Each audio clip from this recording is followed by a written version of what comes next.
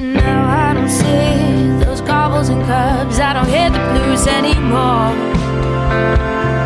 Rough Trade is giving away a third of the first 3 months of the Rough Trade Club plus new music membership exclusively to 101 Part-Time Jobs listeners. Become a member of Rough Trade Club New Music and you'll receive the Rough Trade Album of the Month straight to your door every month on exclusive vinyl pressing with exclusive bonus material. Club members have received exclusive pressings of albums from Sufjan Stevens, Sprint, The Last Dinner Party, Julie Byrne and Over Mono, just to name a few, this past year alone. Sign up using the promo code CLUB101POD and you'll get the Rough Trade Album of the Month, English Teacher's excellent debut album, This Could Be Texas, on exclusive Galaxy Gold for a third of the usual price. Here's English Teacher on a recent episode of 101. How many opportunities do you get to write a debut album and have all of this, sport behind us? I don't know, I really like the idea of holding the bar as being like classic songs. You only get one shot at a debut. Don't want the album of the month but still want all the benefits? Sign up to the standard tier using Club 101 Pod and you'll still get the first month free. You'll also get free shipping on all orders, 10% off the bar and on secondhand vinyl in store, and exclusive access to sold out Rough Trade events. So don't hang around. Go to roughtrade.com/club and sign up with the code CLUB101POD. That's CLUB101POD and claim money off the album of the month, English Teachers This Could Be Texas, today. This offer's available to UK residents only.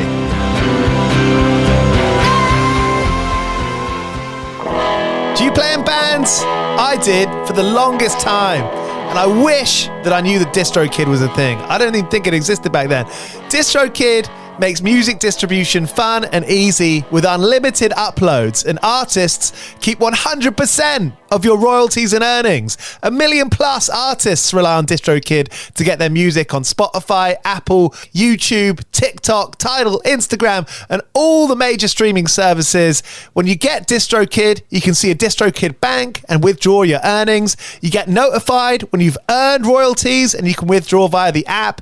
And you can even check your streaming stats on Spotify and Apple. Get 30% off your first year on DistroKid by going to distrokid.com/VIP/101pod. 30% off for your first year. That's not bad. We know it's a tough world out there. Why don't you make it easier for yourself? And to get 30% off that free year as an artist, where you get 100% of your royalties and earnings, go to distrokid.com/VIP/101pod. All right, stay with me. I'll be right back after this. Hello, I'm Kate from This Is The Kit, and it's Record Shop Day, and we're at Rough Trade East, and this is 101 Part-Time Jobs. All right, so you're listening to 101 Part-Time Jobs with me, Giles Bidder. On Saturday, we were at Rough Trade East for Record Store Day 2024, and we spoke to some brilliant artists who were playing that day. So here's the first chat we did with Kate Stables of This Is The Kit. This Is The Kit released a brilliant live album, live from the Minack Theatre, a seaside venue, a cliffside venue in Cornwall. You can hear the single Careful of Your Keepers on streaming platforms now. Here's my chat with Kate Stables. Careful of your keepers. It's Record Store Day. Yeah. We're at Rough Trade East. You're Kate Stables from This Is The Kit. Hello, you're Giles. Giles Bidder. Bidder, you're Giles Bidder. Giles Alistair Roma Bidder. You're Giles Alistair Roma Bidder. How many middle names do you have? None. None? Yeah, 0 middle names. Do you think that was was because Kate Stables is such a strong name, there was no need for it? I just think my parents are just quite no frills. Yeah. Yeah. Did you grow up in a no frills family? Yeah. Records? Yeah. Record Store Days? When was the first time you heard about Record Store Day? I think when it sort of... well, actually, do you know when it started? Do you know, this is like kind of a trivia game, isn't it? Yeah, it is. I would guess 1995. Yes, I feel like it was later than that, but I don't know. Maybe it's just because I didn't know about it until later. Following friends down into town? Yeah, just going downtown, innit? Going downtown. Going What was the downtown. first record you bought?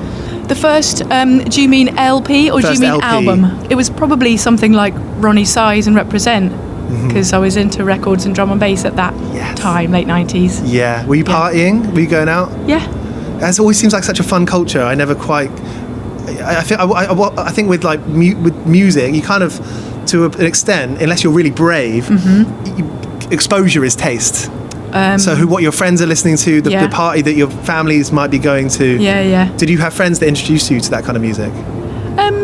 Yeah, I guess I did. Yeah, definitely. I mean, as friends, we all introduced each other to different things and stuff. And it's a good friendship. And again, like going to record shops is how you find out about new stuff back then. So actually probably still how I find out about new stuff. Yeah, record shops, magazines, chatting to your mates. Got any good memories of going to record stores and asking, I'm into this, what would you recommend? I have memories of being sort of quite shy and traumatised by interactions with the record shop staff, because I was very shy and they seemed quite confident and terrifying.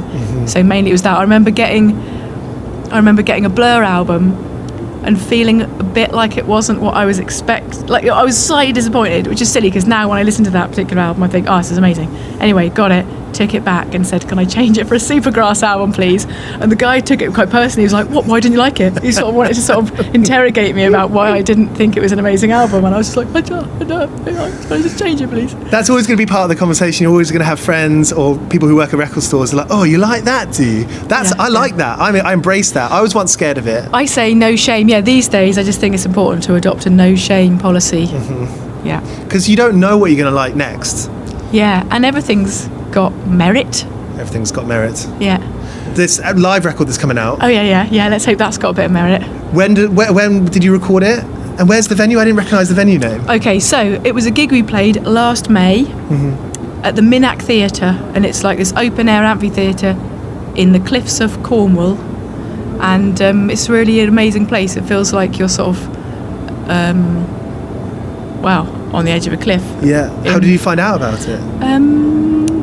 Well, I'd heard about it because I think a lot of sort of plays and stuff get put on there mainly, and this is why, because it's actually really hard loading in equipment and sound systems to a sheer drop like cliff gig. So normally it's just like theatre. Were the crew hikers? Well, they were afterwards. I mean, we all like the next day no one could walk. It was so extreme. But yeah, Minack Theatre, lovely place in Cornwall.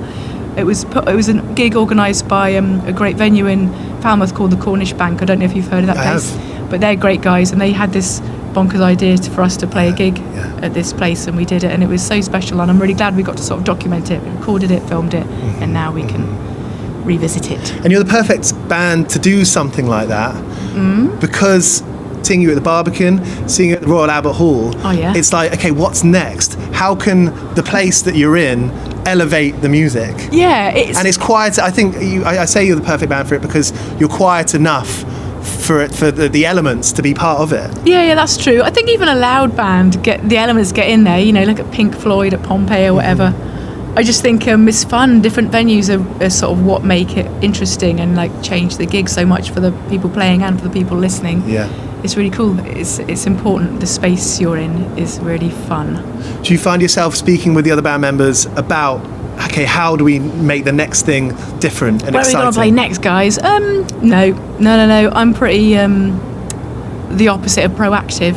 I just sort of roll with whatever turns up. Yeah. Well, I think your songs kind of sound like that, with the kind of repetitive nature of it. Very lackadaisical. I often think it's almost like someone singing to their kid.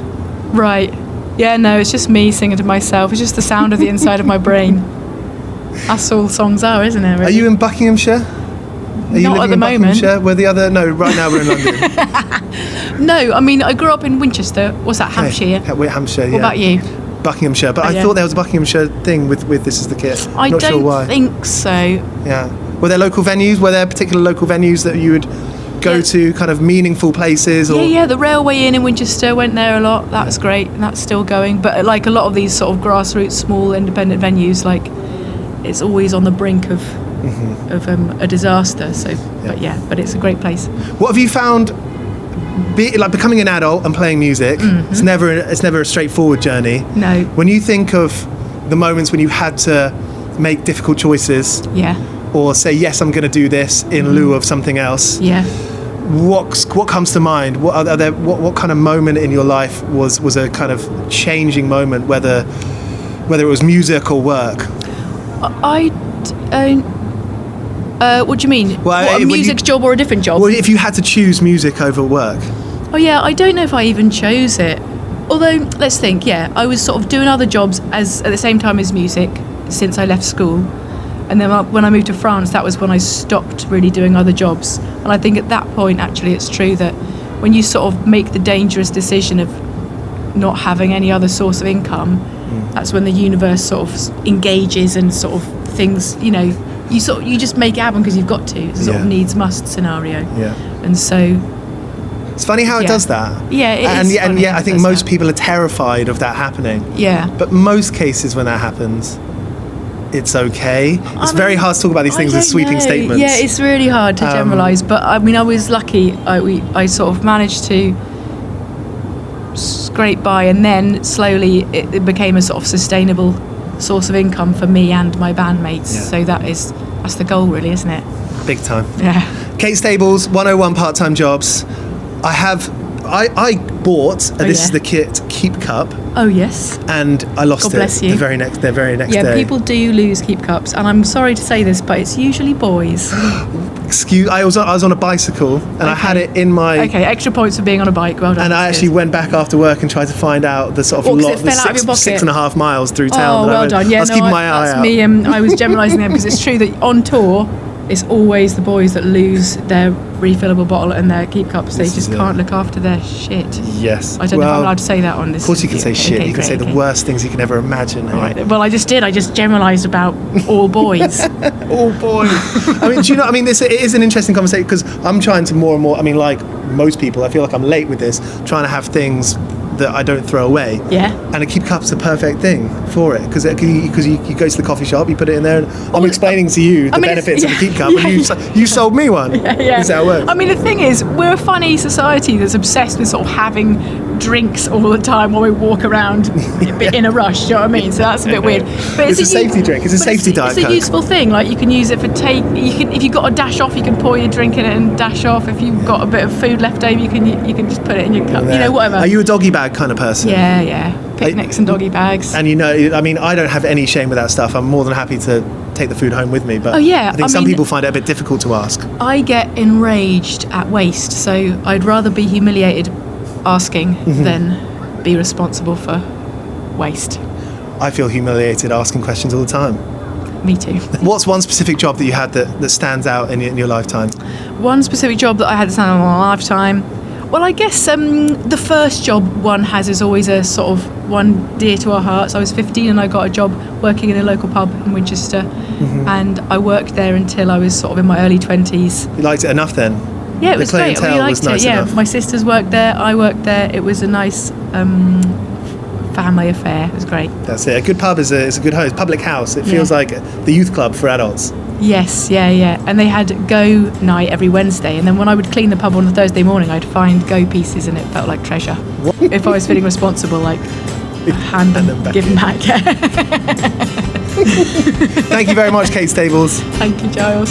So there was Kate Stables and This Is the Kit here on 101 Part-Time Jobs, our record shop day special at Rough Trade East. Thanks to Rough Trade East for having us.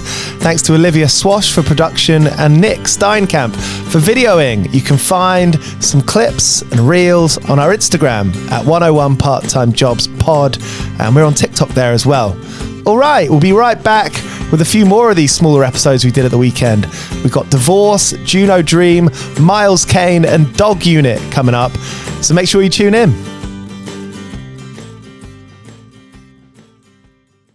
Hey guys, time to get in on the action for the biggest moments in basketball with Prize Picks, America's #1 fantasy sports app. Just select 2 or more players, pick more or less on their projections, place your entry, and win up to 100 times your money. Right now, Prize Picks will match your first deposit of up to $100. Just download the Prize Picks app and use the code GET100. That's code GET100 on Prize Picks for a first deposit match of up to $100. Prize Picks. Pick more. Pick less. It's that easy.